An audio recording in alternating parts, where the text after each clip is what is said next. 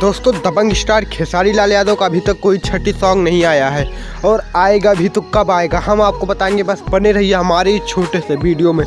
तो जय हो भोजपुरिया समाज के सनमानी रहुआ लोग। दोस्तों दबंग स्टार खेसारी लाल यादव का अभी तक कोई छठी सॉन्ग नहीं आया है, जबकि छठ का माहौल बनते ही जा रहा है। दोस्तों वहीं पर दबंग स्टार खेसारी लाल यादव का बवाली सॉन्ग शूट होकर रख उठा है। दोस्तों एक नहीं दो गाने की शूटिंग होकर वह गाना तैयार होकर रखा हुआ। दोस्तों आप लोगों को बता दें कि दबंग स्टार खेसारी लाल यादव का यह सॉन्ग हम लोगों के बीच में 24-25 तारीख से आना स्टार्ट हो जाएगा। दोस्तों 24-25 तारीख से आना स्टार्ट हो जाएगा। उसके बाद तो दबंग स्टार खेसारी लाल यादव का बवाली सॉन्ग आते ही रहते हैं। दोस्तों एक बार आ जाता है तो बहुत सारे गाने आते हैं। तो दोस्तों दबंग स्टार खेसारी लाल से जुड़ी सबसे पहले ट्रेंडिंग न्यूज़ जानने के लिए हमारे चैनल को सब्सक्राइब कर लें, क्योंकि हम अपने इस चैनल पर इसी तरह की सबसे पहले न्यूज़ आपको देते हैं।